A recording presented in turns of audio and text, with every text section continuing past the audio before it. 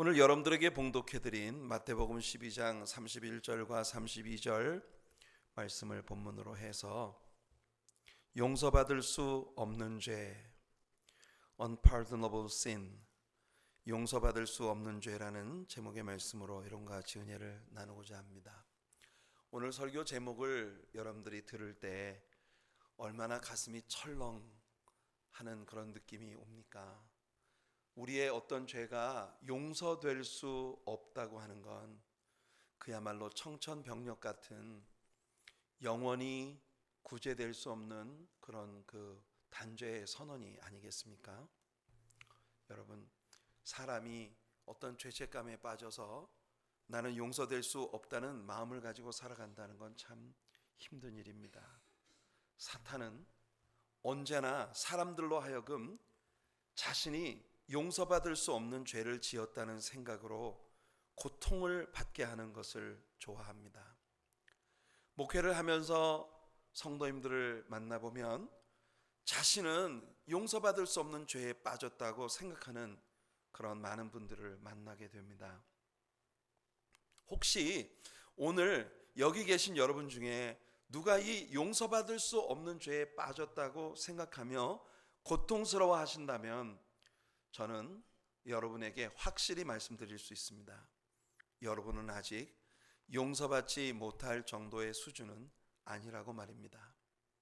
왜냐하면 여러분의 마음속에 있는 그 죄로 말미암은 고통이 이미 성령께서 아직도 여러분 안에서 여러분을 붙들고 씨름하고 계시는 중이라고 하는 걸 우리들에게 확실하게 증명해 주고 있기 때문이죠. 여러분, 이 세상 혹은 다가올 세상에서까지도, 이 말은 무슨 말입니까? 영생에 이르도록 저 영원한 세상에서까지도 절대로 용서될 수 없는 죄가 분명히 존재한다고 하는 걸 성경은 우리들에게 얘기해 주고 있습니다. 용서받을 수 없는 죄. 예수님은 바로 그 용서받지 못할 죄에 대하여 오늘 우리가 읽은 여기 본문에서 우리들에게 말씀해 주고 계십니다. 우리는 성경에서 하나님께서 절대로 용서하지 않을 것이라고 말씀하신 몇 가지 케이스들을 볼 수 있습니다. 우선 예레미야에게 하나님은 유다 백성들을 위해서 기도도 하지 말아라. 나는 이미 그들을 버렸다. 이 백성들을 위해 중보기도조차 하지 마라. 난 안 들을 거야. 예레미야 11장 14절에 말씀하십니다. 호세아 선지자에게도 같은 말씀을 하셨어요. 우상 숭배에 빠진 에브라임을 버려두어라. 그 사람들을 회개하라고 외칠 것도 없고 그들을 위해 기도도 하지 말아라. 난 그들을 버렸다. 호세아 4장 17절을 보면 말씀하십니다. 또한 로마서 1장 28절을 보면 바울 사도는 말입니다. 하나님께서 죄악된 상황 가운데 그냥 내버려 두신 사람들이 있다. 하나님은 어떤 사람에 대해서 나는 이미 포기했어. 그 사람들은 난 내버려 뒀어. 하나님께서 어떤 사람을 내버려 두신다는 게 얼마나 끔찍한 일인가요? 여러분, 부모가 자녀에게 할 수 있는 제일 무서운 선언이 뭡니까? 그래도 회초리 들고 종아리 걷어 또는 고함을 치고 야단을 치고 막 너무 속이 상해가지고 막 아파하면서 왜 대체 이 모양이냐고 자녀에게 책망을 한다는 건 아직 그 자녀에게 기대가 남아있다는 뜻이에요. 하지만 부모조차 그 자녀를 포기할 때 부모가 할 수 있는 마지막 말이 뭡니까? 넌 이제 내 자식이 아니야. 날 더 이상 아빠라고도 부르지 마. 나 엄마라고도 부르지 마. 나 이제 아무 상관 안 할 테니 네 맘대로 해. 이렇게 하는 것이 여러분 부모가 자식에게 할 수 있는 제일 무서운 말 아니겠어요? 너 하고 싶은 대로 해. 그런데 자식이 그 말을 듣고 잘됐다. 나 이제 해방이다. 난 자유야. 이렇게 이야기한다면 이 자식은 정말로 버리운 자식인 것입니다. 하지만 엄마나 혹은 아버지의 난 널 상관 안 할 테니 네 마음대로 해. 넌 내 자식이 아니야 라고 하는 이 말이 청천벽력으로 들려서 아버지의 바지끝을 매달고 엄마 치마폭을 붙들고 애원하며 매달리며 엄마 용서해 주세요, 다시는 안 그럴게요 라고 말할 수 있는 마음이 있다면 그 자식은 아직 버려진 자식이 아니라는 겁니다. 아직은 가능성이 있다는 거죠. 항상 여러분들에게 자주 말씀드립니다만, 부모에게 자녀가 있다고 하는 것은 정말 우리를 향하신 하나님의 마음이 어떤 것인지를 이해하게 만들어 주시기 위한 하나님의 선물이 아닐까 하는 생각을 합니다. 부모들의 마음속에는 자식에 대한 각별한 마음이 있어요. 어떤 때는 막 싸우기도 하고 막 언성을 높이고 막 이렇게 하지만, 엄마의 마음에는, 아빠의 마음에는 자식을 향한 각별한 마음이 있습니다. 자식의 눈에서 눈물 나면 내 눈에서는 피눈물이 나는 거예요. 자식이 무슨 일로 마음 상하고 아파하면 내 마음은 무너져 내리는 것입니다. 그게 아비의 마음이고 어미의 마음이죠. 어린 시절 자라나는 제 아들을 보면서 하나님께서 나에게 이런 걸 원하시겠구나 하는 걸 늘 배울 수 있었고, 그 아이를 향한 나의 마음의 간절함을 생각하면서 이게 나를 향하신 아버지의 마음이구나 하는 걸 깨달을 수 있었습니다.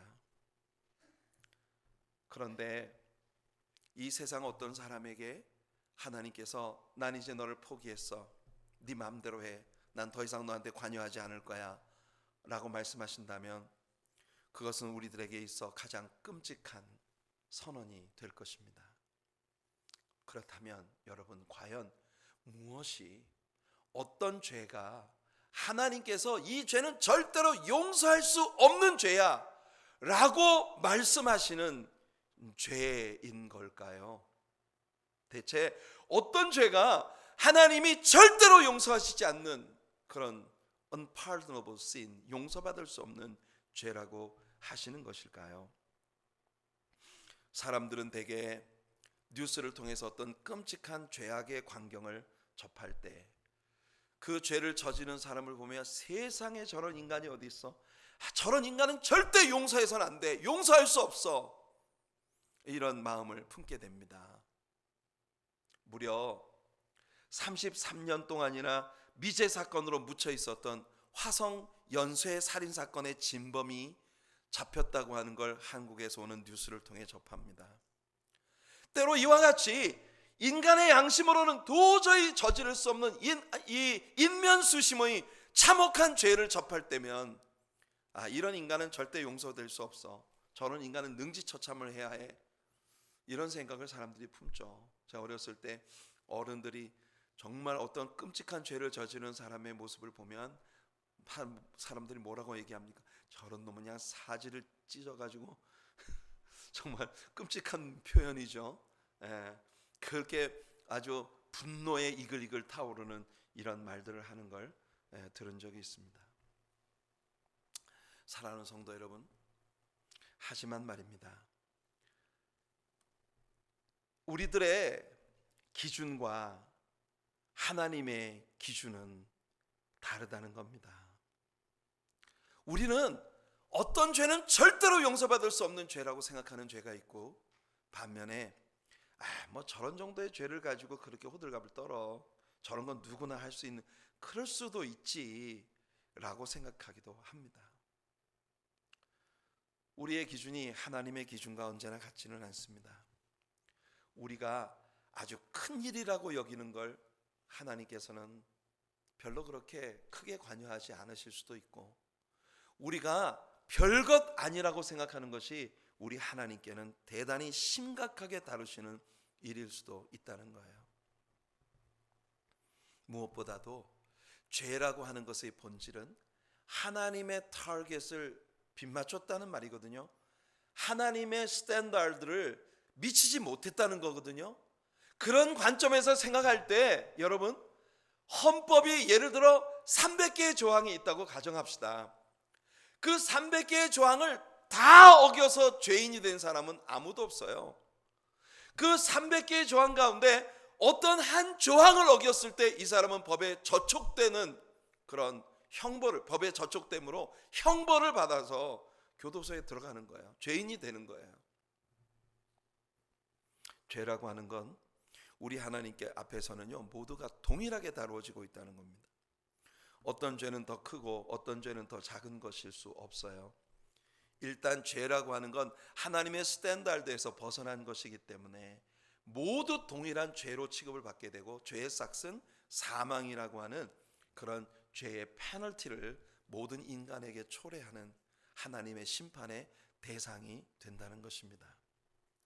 하지만 여러분, 성경은 우리들에게 하나님께서 죄를 어떻게 다루시는지에 대해 이렇게 말해주고 있어요. 하나님은 이 죄 문제에 대한 하나님의 처방을 우리들에게 얘기해 주십니다. 요한일서 1장 8절로 10절이에요. 만일 우리가 죄 없다고 말하면 스스로 속이고 또 진리가 우리 속에 있지 아니할 것이요, 만일 우리가 우리 죄를 자백하면 그는 미쁘시고 의로우사 우리의 죄를 사하시며 우리를 모든 불의에서 깨끗하게 하실 것이요, 만일 우리가 범죄하지 아니하였다 하면 하나님을 거짓말하는 이로 만드는 것이니 또한 그 말씀이 우리 속에 있지 아니하니라. 여러분, 이 말씀이 우리에게 보여주는 건 뭡니까? 우리가 죄인이라고 주 앞에 고백하면, 내 죄를 용서해 달라고 주님께 구하면 하나님이 그 어떤 죄도 용서하지 못할 죄가 없다고 하는 걸 우리들에게 명백히 하고 있는 겁니다. 하나님의 아들 예수 그리스도의 피로 용서받지 못할 죄가 아무것도 없다는 걸 이 말씀은 우리에게 선포하고 있는 거예요. 때때로 우리는 아주 잔혹하기 그지없는 범죄 현장을 신문을 통해서 또는 뉴스를 통해서 접할 때가 있습니다. 글쎄요, 여러분들의 인생 기억 가운데 가장 잔인하고 잔혹한 끔찍한 범죄의 현장이 어떤 사건이었다고 생각을 하시는지 각자가 서로 다르겠습니다만, 저는 제가 태어나서 이제껏 살아온 중에 인간이 그렇게까지 잔인할 수 있다고는 상상조차 할 수 없었던 한 사건을 꼽으라고 한다면 1994년, 벌써 꽤 오래된 일입니다만, 그 1994년 그 해의 가을을 온통 한국을 공포에 몰아넣었던 지존파라고 하는 20대 초반의 어린 젊은이들이 일으켰던 끔찍한 살인 행각을 기억해내게 됩니다. 그들은 정말 잔인하고 끔찍한, 짐승도 그럴 수 없을 정도의 잔혹한 살상 행위를 저질렀는데, 여러분, 정말 입에 담기에도 너무나 끔찍해서 그들이 저지른 범죄 행각들에 대해 저는 그래피컬리 묘사하고 싶은 마음이 없어요. 아마 여러분들이 거의 그 시대를 살았던 분들이라면 모두 기억하고 계실 거예요. 그들의 사건이 법정에서 다루어질 때 그들이 야인이라고 하는 책으로부터 그런 범죄의 영감을 얻었다고 하자 갑자기 그 책이 한국에서 베스트셀러가 되는 기현상을 일으키기도 했고, 그만큼 그들의 범죄 행위는 온 한국을 정말 두려움에 빠뜨렸던 일이었어요. 그 뒤를 이어 온보현이라고 하는 자가 택시를 이용해 수많은 여성들을 납치, 강간, 살해했던 사건이 있었습니다. 그는 지존파의 영향을 받아서 자신이 이런 범죄를 저질렀다고 고백했어요. 이 지존파의 범죄의 영향이 얼마나 한국 사회를 끔찍하게 몰아넣었는지 우리에게 알게 해주는 겁니다. 그로부터 2년이나 지난 후에 마카파라고 하는 이름의 범죄 조직이 일어났습니다. 그들은요, 세상의 부의 불균형에 대한 분노로 범죄를 저질렀다며 백화점의 고액 거래자 명단을 확보하고 그것을 살인 리스트로 삼아서 범행을 저질렀어요. 체포 당시에, 그들이 체포되던 당시에 압구정동 현대백화점 거래 고객 1265명의 명단이 그들의 데스 리스트에, 데스 노트에 리스트되어 있었다고 하는 것이 온 한국을 정말 공포에 몰아넣었었던, 그런데 이 마카파 범죄 조직도 지존파의 범죄로부터 영향을 받았다고 고백을 했습니다. 그러니 여러분 아마도 그 1990년대 그 한 10년 동안에 세상에 일어났던 범죄 가운데 가장 많은 악영향을 미친 그런 범죄가 바로 이 지존파라고 하는 그들의 범죄예요. 사람들은 그들이 아주 냉소적인 미소를 머금고 태연자약하게 포승줄에 묶인 채 그들의 범죄를 재현하는 그런 현장 조사를 할 때에 정말 온 국민이 혀를 내두르며 분노했습니다. 저런 자야말로 정말 능지치참을 당해야 하는, 절대 용서될 수 없는 죄인이라고 모든 사람들이 생각했죠. 하지만 말입니다, 온 한국이 그들의 범죄에 대해 치를 떨고 있었던 때에 달리 생각하고 있는 이들이 소수의 무리들이 있었습니다. 지금은 고인이 되셨습니다만 옥하는 목사님께서 당시에 섬기시던 사랑의 교회 전도 특공대라는 이름의 소그룹이 이재명 집사님이란 분을 비롯해서 몇몇 집사님들이 이 지존파의 범죄 행위가 만천하에 드러나면서 온 한국이 공포에 휩싸여 있을 때 그 젊은이들의 영혼을 불쌍히 여겨 그들을 위해 골방 기도를 시작한 것이에요. 온 세계가 경악할 수밖에 없었던 그런 범죄를 저지른 그들도 구원받아야 할 불쌍한 영혼들이라고 하는 것을 생각하며 그 영혼들을 위해 골방 기도를 그들은 시작한 것입니다. 새벽마다 그 한 사람 한 사람의 이름을 불러가며 그 영혼들이 자라난 환경과 삶에 그들이 만났던 상처와 아픔으로 삐뚤어져서 엄청난 범죄 행위를 저질렀지만 지금이라도 용서받고 구원받게 해달라고, 예수님의 피를 그들에게 입혀달라고 그들은 간절히 기도했습니다.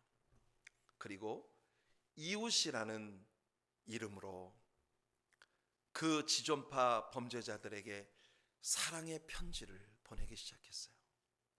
그들을 위해 성경책을 간방에 넣어주고 사랑의 편지를 전달하고, 처음에는 보내준 성경을 박박 찢어내고 그들의 편지를 던져놓고 쳐다도 안 보던 그들이 그 교도소에 수감되어 있으면서 서서히 마음을 열기 시작하고 그 전도 특공대에 이웃이라는 이름으로 보내어진 편지를 한 통 한 통 읽으며 눈시울이 젖어드는 모습을 보고 간수들이 이 이야기를 이 전도 특공대원들에게 전해주자 그들은 즉시 면회를 신청해 그들을 만나기 시작했습니다.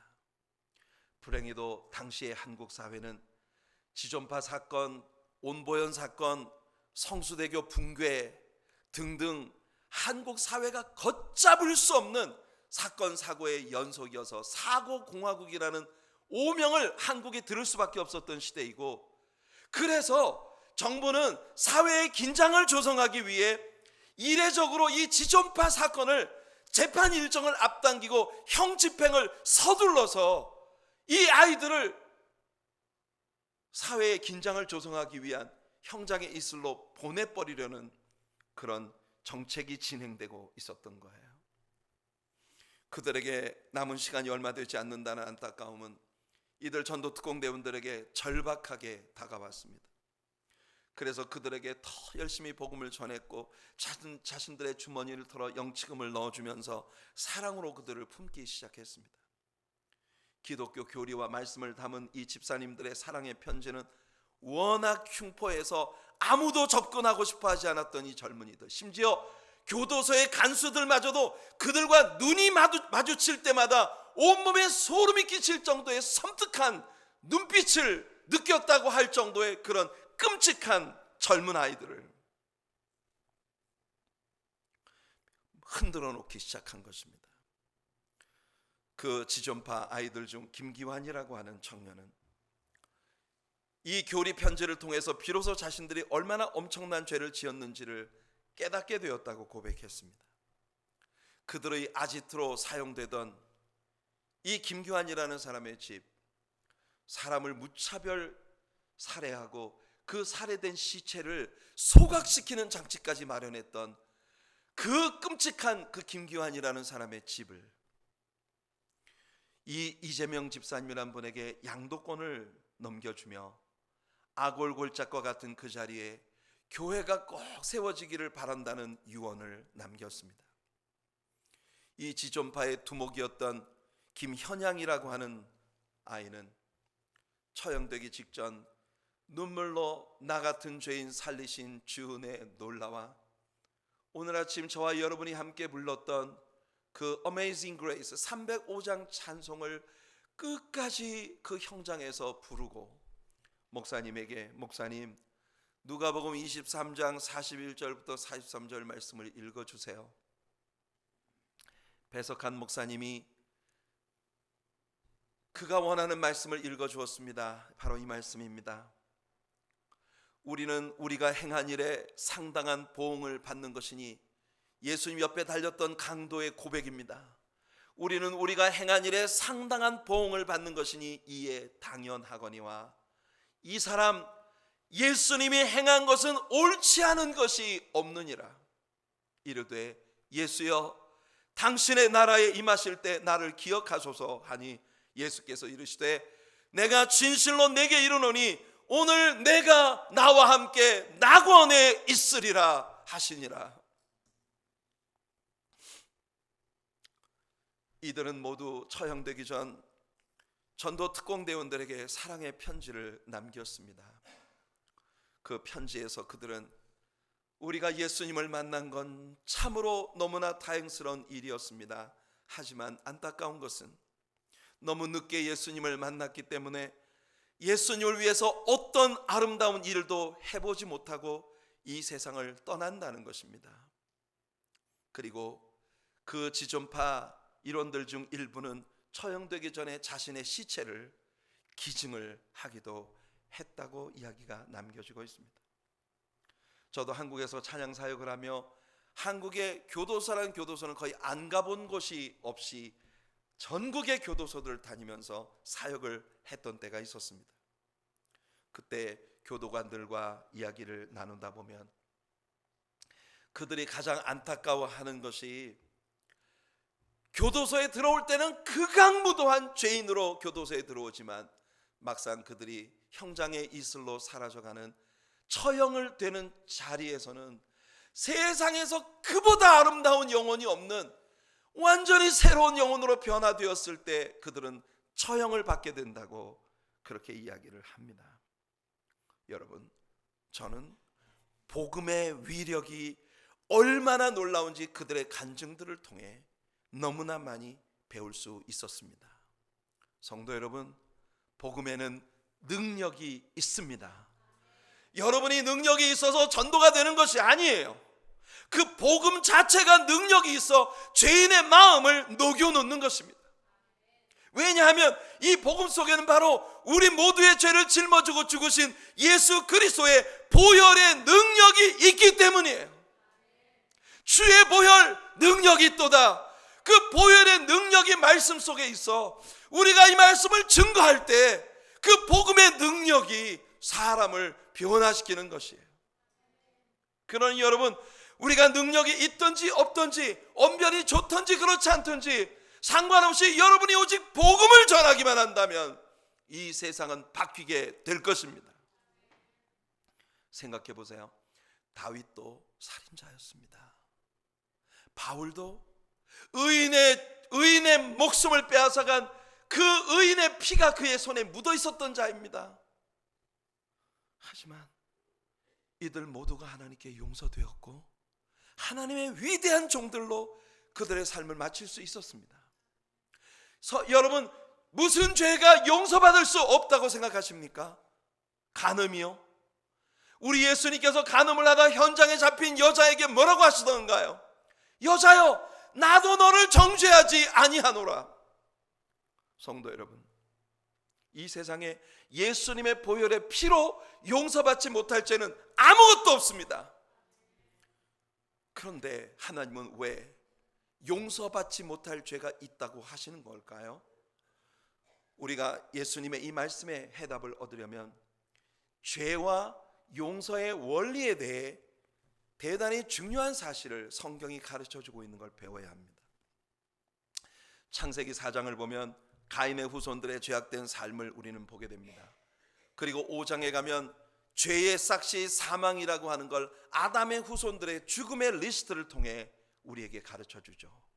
그리고 6장에 들어오면서 하나님의 아들들이 사람의 딸들과 함께 뒤섞여 온 땅이 죄악으로 관영하는 그런 참혹한 세상이 되어버렸을 때 하나님께서 노아에게 타락한 하나님의 아들들의 세상을 심판하시겠다는 말씀을 하실 때 하나님이 이런 말씀을 하십니다. 창세기 6장 3절이에요. 여호와께서 이르시되 나의 영이 영원히 사람과 함께하지 아니하리니. 이 말씀을 킹 제임스 버전에 보면 이렇게 되어 있습니다. And the Lord said, My spirit shall not always strive with man. 우리말에서 나의 영이 영원히 사람과 함께하지 아니하리니, 이건 이 말씀의 본질을 제대로 해석하고 있질 못해요. 킹 제임스 버전에 보면은 뭐라고 말하고 있냐면 나의 영, 즉 성령께서 사람의 영과 더불어 strive, 씨름을 하고 계시다는 거예요. 사람의 영을 붙들고 하나님의 성령께서 막 씨름을 하고 있다는 겁니다. 뭘 위한 씨름일까요? 성경이 우리에게 가르쳐주는 가장 은혜로운 진리가 여기에 있는 겁니다. 하나님의 성령은 우리 사람들의 영혼과 더불어 씨름을 하십니다. 예수님은 성령님에 대해 제자들에게 약속하실 때 성령께서 오시면 죄에 대해, 의에 대해, 심판에 대해 세상을 책망하실 것이라고 하셨습니다. 요한복음 16장 7절로 8절입니다.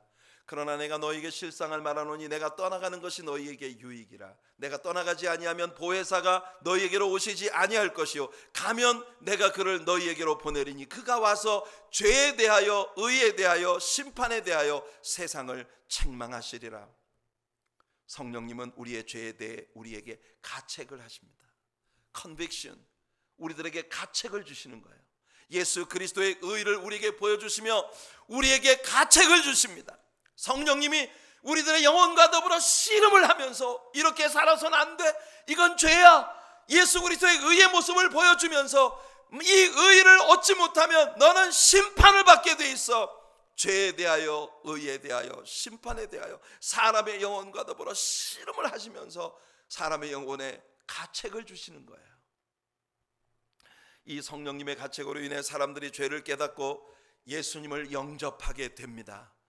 그렇게 노아에게 주신 하나님의 경고는 우리의 영혼을 위한 성령님의 씨름이 영원히 계속되는 것은 아니라는 것이죠.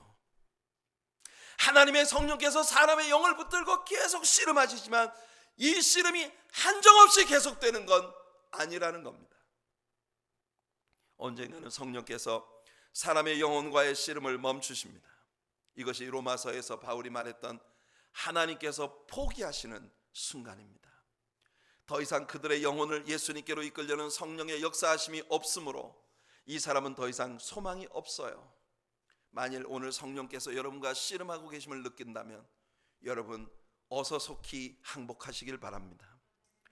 만일 지속적으로 성령님의 가책을 거절하면 성령께서 더 이상 여러분의 영혼에 간섭하시지 않는 때가 올 수 있다는 게 성경의 가르침입니다.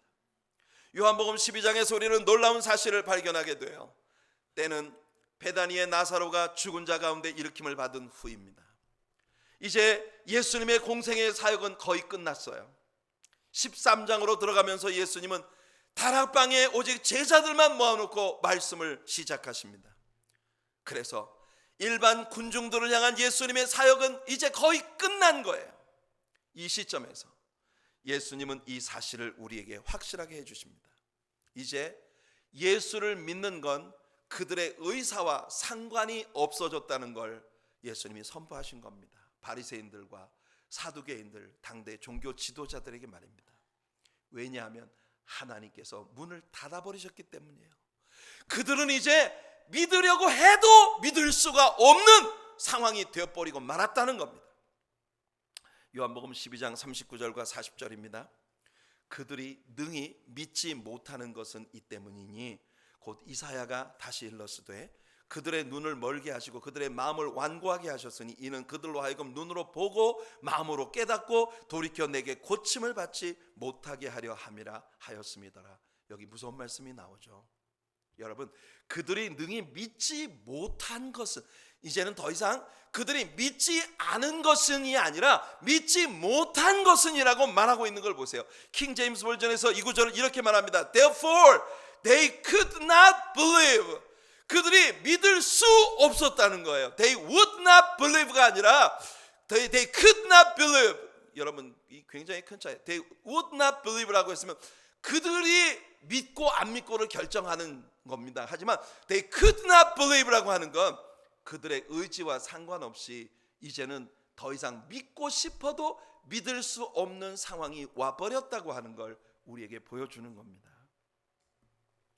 그들이 처음 예수님을 만났을 때 예수님은 수많은 기적들을 행하셨습니다. 바로 그들의 면전에서 예수님이 행하신 모든 놀라운 일들은 그분이 메시아가 아닌가 하는 의혹을 그들에게 불러일으켰어요. 밤중에 니고데모를 대신 보내 예수님에 대해 물었던 바리새인들을 여러분들은 기억하실 것입니다.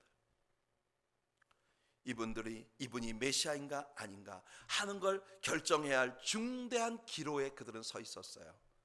몇몇 질문들과 논쟁들이 오가고 무엇보다도 그분이 메시아이시라면 예수 앞에서 자신들의 기득권을 포기해야 할 너무나 많은 희생에 따른다고 하는 계산 앞에서 그는 메시아가 아니야, 그럴 수 없어 라고 그들은 답변하게 되죠. 그리고 예수님의 사역들은 계속되었습니다. 예수님이 행하시는 놀라운 일들마다, 기적들이 일어날 때마다 그들의 마음속에 계속 질문이 일어납니다. 그는 과연 메시아이실까?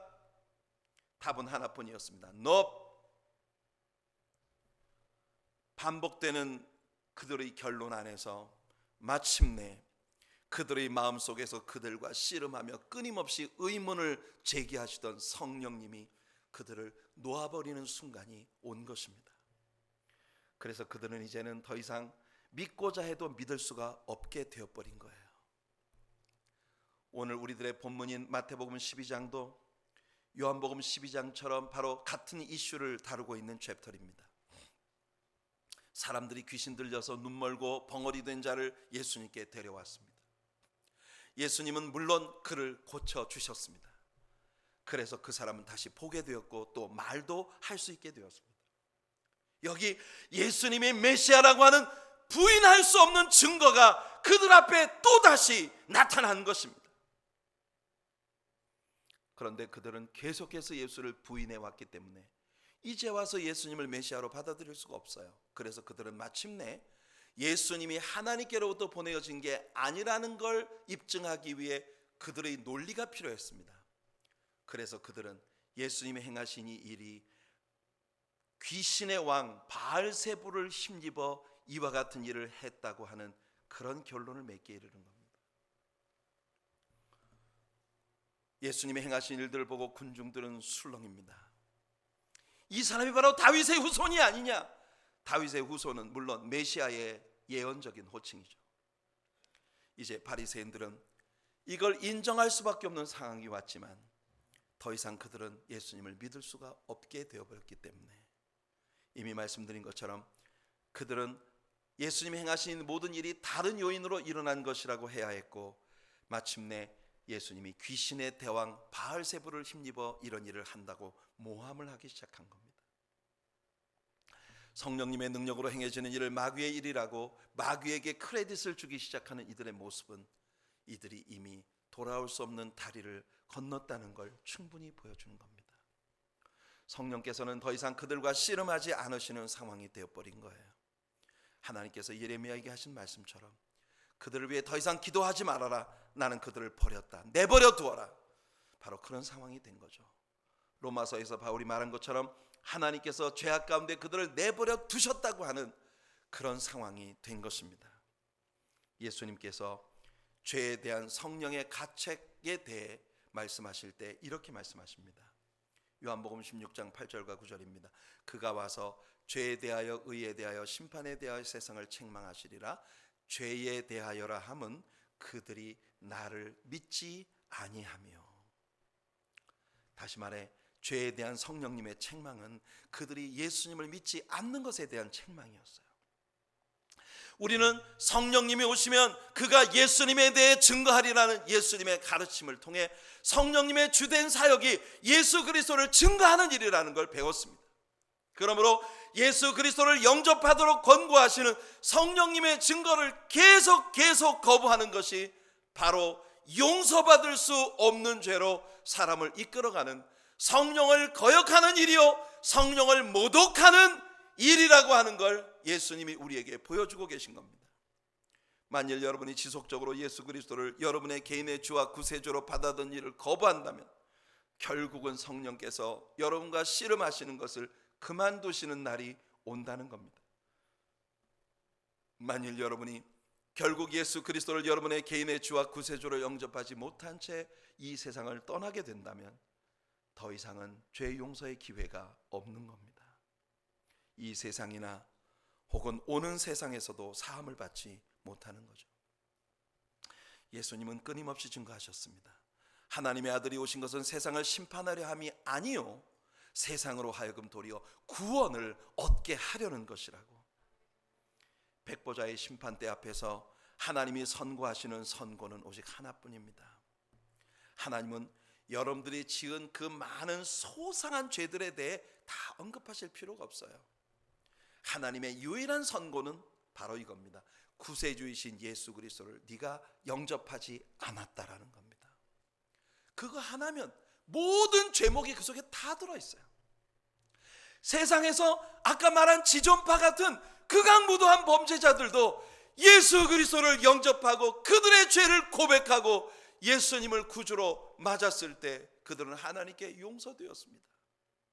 우리는 확신할 수 있어요. 할렐루야. 세상에서 어떤 최고의 도덕군자라 하더라도 예수 그리스도를 영접하지 않았다면, 그를 믿지 않았다면 그는 오는 세상에서 영원히 용서받지 못할 죄 가운데 죽은 것입니다. 육신적으로 우리는 퇴화 현상이라고 하는 걸 알고 있습니다. 쉽게 말하면 지속적으로 사용하지 않는 근육이나 신체의 기관은 퇴화되어 버린다는 거죠. 만일 여러분이 팔을 옆구리에 꽁꽁 묶어놓고 계속 사용하지 않는다면 일정한 시간이 지나고 난 다음 팔은 퇴화되기 시작합니다. 결국 팔의 기능을 잃게 되고 말죠. 눈도 마찬가지입니다. 깜깜한 어둠 속에서 오랜 세월을 지내며 눈을 전혀 사용하지 않는다면 여러분들의 시신경은 모두 퇴화되어 버리고 기능을 잃어버리고 마는 것입니다. 우리 육체에 하나님이 주신 모든 요소들이 하나님께서 디자인하신 고유의 기능들을 가지고 있어요. 그 기능들을 사용하지 않으면 그 기관들은 퇴화되어 버리고 마는 거죠. 하나님께서 우리에게 주신 여러 우리들의 존재의 요소들 중 가장 중요한 역할을 맡은 것이 저는 사람의 마음이라고 믿습니다. 그래서 솔로몬은 사람의 마음이 정말 영원한 운명을 결정짓는 것이라고 말하고 있는 거예요. 마음이라고 하는 것이 말씀을 통해 하나님을 느끼고 예수님께 복종케 하는 기능을 갖고 있는 거예요. 하지만 우리가 마음을 오랜 기간 동안 올바로 사용하지 않는다면 결국 우리의 마음은 퇴화되어 전혀 기능을 발휘할 수 없게 되는 거죠. 이것을 보고 양심이 마비되었다라고 말하는 겁니다. 결국 예수님을 영접하는 일을 계속 거부하게 되면 결국은 마음이 그 기능을 잃고 만다는 거죠. 예수를 믿고 싶어도 믿을 수 없는 그런 상황에 빠진 바리새인들과 같은 그런 자리에 들어가게 되는 겁니다. 형이 상학적인 관점에서 본다면 여러분의 반복적 행동이나 결정은 여러분들의 뇌에 일종의 패런을 형성하게 됩니다. 자주 반복하는 행동들은 여러분들의 뇌에 일종의 패런이 형성이 되었기 때문에 결국 아무런 방해를 받지 않고 자동으로 그 일을 행하게 되는 걸 보게 되는 거예요.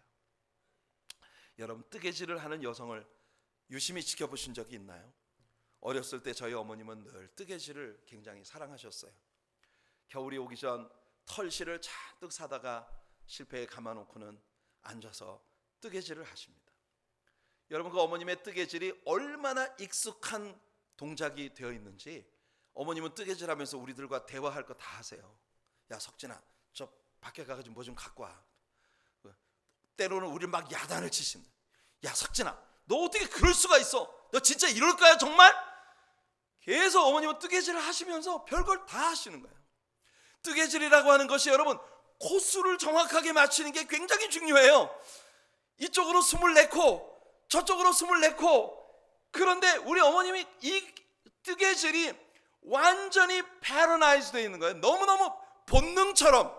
그래서 별거 다 하시면서도 뜨개질을 계속 하시고 오세요. 쳐다도 안 보시고. 여러분이 처음으로 예수 그리스도의 복음을 들을 때 여러분, 성령께서 여러분들 붙들고 씨름을 시작하시는 가책을 느낄 겁니다. 여러분 안에서 전쟁이 일어나게 되겠죠.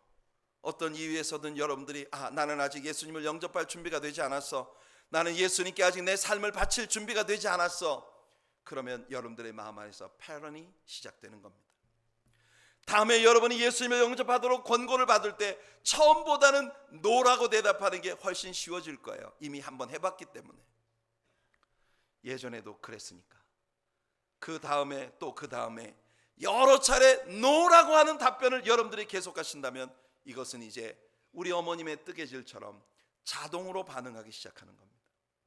누군가 여러분에게 예수 영접하라고 이야기하면, 누군가 여러분에게 예수 믿으라고 권유하면 모든 육체가 거부 반응을 보이기 시작합니다. 이미 패턴이 되어 있기 때문에. 만일 여러분이 그런 상황 속에 있다면 여러분은 지금 용서받지 못할 죄에 아주 가까이 와 계신 것이에요. 바리새인들처럼 더 이상은 예수님을 믿을 수 없는 상황에 아주 가까이 와 있을 수 있다는 겁니다. 어떤 통계에 의하면 예수를 믿는 사람 중에 10분의 9가 10대에 예수님을 영접한대요. 10대의 영혼은 아직 굉장히 부드러운 그런 소일이기 때문에, 아직 지속적인 겁으로 굳어지기 이전이기 때문에. 그러면 통계 수치로 계산을 해봅시다.